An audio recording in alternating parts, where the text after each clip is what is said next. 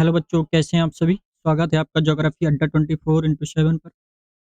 आज के सेशन में हम लोग संवहन धारा सिद्धांत के बारे में अध्ययन करेंगे बच्चों। अगर आप सेशन पर पहली बार आए हैं तो चैनल को सब्सक्राइब कर बेल आइकन दबा दें ताकि आने वाली क्लास का नोटिफिकेशन आप लोगों को मिल सके। स्टार्ट करते हैं आज का सेशन बच्चों। यहाँ पर आप देखते हैं संवहन धारा सिद्धांत क्या होता है।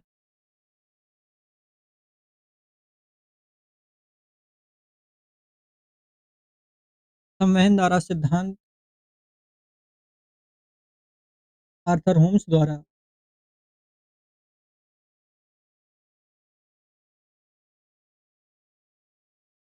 आर्थर होम्स द्वारा 1928-29 में दिया गया। क्लियर है बच्चों? आर्थर होम्स ने पृथ्वी को दो बराबर भागों में बांटा। एक भाग को आर्थर होम्स ने क्रस्ट कहा। इसे आर्थर होम्स ने क्या कहा? क्रस्ट है। और इसके नीचे एक दूसरा भाग था जिसे आर्थर होम्स ने सब स्ट्रेटम या आधा स्तर कहा। यहाँ पर एक दूसरा भाग था जिसे आर्थर होम्स ने आधा स्तर या सब स्ट्रेटम कहा।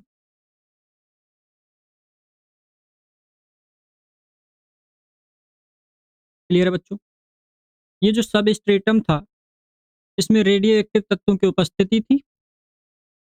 यहाँ पर चट्टानें पिघली हुई अवस्था में थी। ये जो सब स्ट्रेटम है यहाँ पर रेडियो एक्टिव तत्वों की उपस्थिति है। हम डायग्राम को आगे बढ़ाते हुए चलते हैं, फिर समझने का प्रयास करिए। ये जो सबस्ट्रेटम है, इस सबस्ट्रेटम में रेडियो एक्टिव तत्वों की उपस्थिति पाई। रेडियो एक्टिव तत्व थे।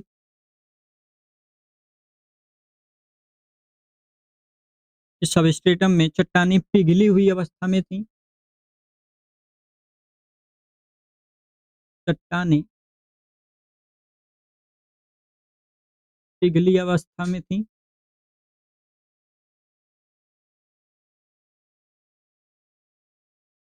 क्लियर है? जो कि मैग्मा या लावा के रूप में थी। जो कि मैग्मा या लावा के रूप में उपस्थित थी, यानी कि तरल अवस्था में थी। क्लियर है बच्चों? जब ये मैग्मा और लावा संवहन धारा के रूप में ऊपर उठा तो क्रस्ट के आधार से टकराव हुआ। यहाँ पर समझने का प्रयास करें बच्चों। जब ये आधा स्तर से मैग्मा या लावा, ये सब मैग्मा और लावा था, तरल अवस्था में चट्टानें थी, रेडियो एक्टिव तत्वों की उपस्थिति है। जब ये मैग्मा और लावा संवहन धारा के रूप में ऊपर उठता है और क्रस्ट के आधार से टकराता है तो ये क्षैतिज विस्थापन करता है बच्चों। इस तरह से क्षैतिज विस्थापन होता है इसका दोनों साइड, और ये ठंडा होकर पुनः मेंटल में प्रवेश कर जाता है। जब मेंटल में प्रवेश कर जाता है तो ये पुनः तरल अवस्था में हो जाता है और फिर पुनः संवहन धाराओं के रूप में ऊपर उठता है। आगे देखिए, ये मैग्मा लावा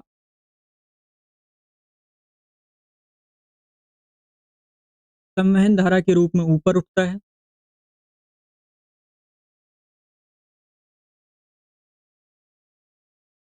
संवहन धारा के रूप में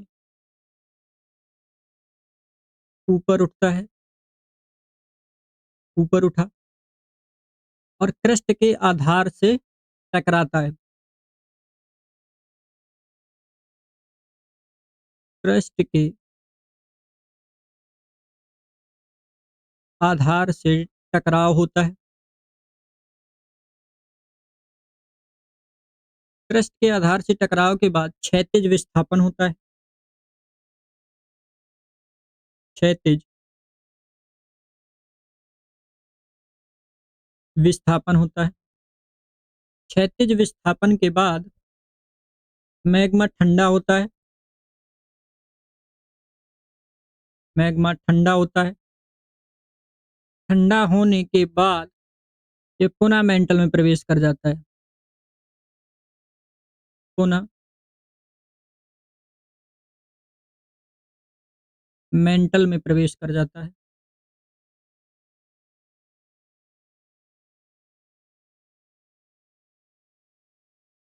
पुनः मेंटल में प्रवेश कर जाता है। यह पुनरावृत्ति होती रहती है। इस प्रकार इस मैग्मा की पुनरावृत्ति होती रहती है। वहाँ पर देखें, पुनरावृत्ति होती है इसकी।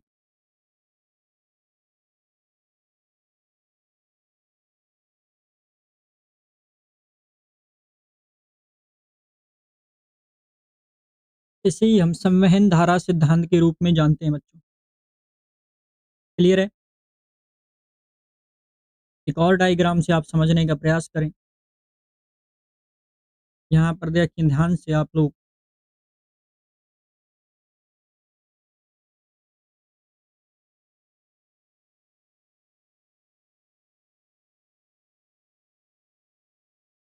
ये हमारी पृथ्वी है।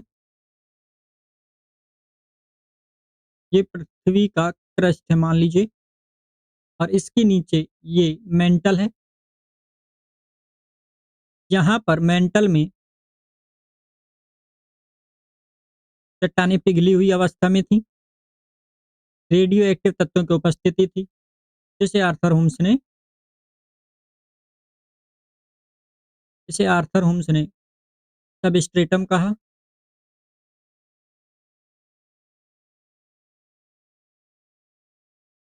या आधा स्तर कहा। क्लियर बच्चों? इसे क्रस्ट कहा या भूपर्पटी। क्लियर है बच्चों? जब इस सबस्ट्रेटम से ये लावा या मैग्मा संवहन धाराओं के रूप में ऊपर उठा, तो ये क्रस्ट के आधार से टकराया। क्रस्ट के आधार से टकराने के बाद इसमें क्षैतिज विस्थापन हुआ बच्चों, इस तरह से दोनों ओर। क्षैतिज विस्थापन के साथ जब ये मैग्मा ठंडा हुआ धीरे धीरे, तो ये पुनः मेंटल में प्रवेश कर गया।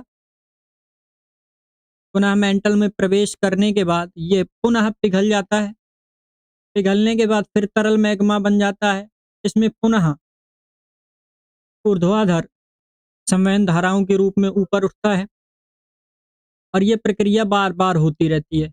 इसे ही आर्थर होम्स ने संवहन धारा सिद्धांत के नाम से प्रस्तुत किया। क्लियर है बच्चों? आशा है आपको क्लियर होगा। जो बच्चे सेशन पर पहली बार आए हैं, तो चैनल को सब्सक्राइब कर बेल आइकन दबा दें, ताकि आने वाली क्लास का नोटिफिकेशन आप लोगों को मिल सके। क्लियर है बच्चों? इस सिद्धांत की कुछ आलोचनाएं भी हुई बच्चों, उन्हें भी देख लेते हैं। आलोचनाओं में इसकी उत्पत्ति वहीं क्यों जहां से ये प्राप्त होती हैं। इस तथ्य पर आर्थर होम्स एकदम शांत रहे कि इसकी उत्पत्ति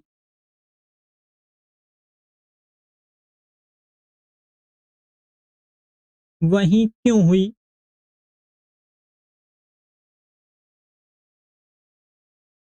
जहां ये प्राप्त होती हैं।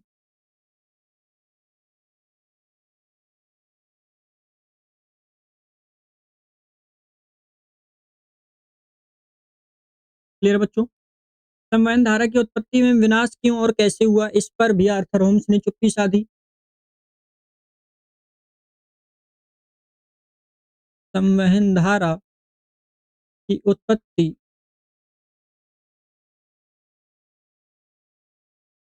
एवं विनाश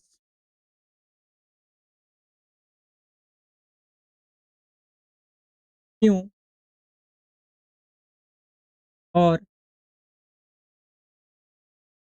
कैसे, इस पर भी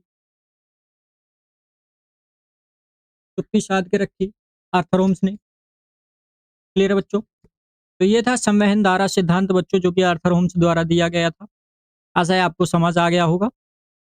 अगर आपको ये सिद्धांत अच्छे से समझ आया है, तो आप चैनल को सब्सक्राइब कर बेल आइकन दबा दें और चैनल को ज़्यादा से ज़्यादा शेयर करें अपने सभी स्टडी ग्रुप्स में, अपने सभी दोस्तों मित्रों के साथ। एक और इम्पोर्टेंट बात बच्चों आपके लिए, हम लोग रोज़ शाम 7 बजे geography NCERT 6 to 12th class की सीरीज़ कर रहे हैं। अगर आप इस सीरीज़ का हिस्सा बनना चाहते हैं, तो डेली शाम 7 बजे लाइव सेशन में आ सकते हैं, लाइव सेशन को ज्वाइन कर सकते हैं। वहाँ पर जो क्लासेस हो रही हैं बच्चों, वो आपके किसी भी एग्ज़ाम के लिए बहुत ही इम्पोर्टेंट होने वाली हैं, क्योंकि जो भी बेसिक्स होते हैं बच्चों, वो एनसीईआरटी से ही लिए जाते हैं। एनसीईआरटी जिसका मजबूत है, वो किसी भी एग्ज़ाम को क्लियर कर सकता है आसानी से। ओके बच्चों, तो आज के सेशन में इतना ही। मिलते हैं अगले सेशन में, तब तक आप पढ़ते रहें, मुस्कुराते रहें। Bye bye, take care all of you.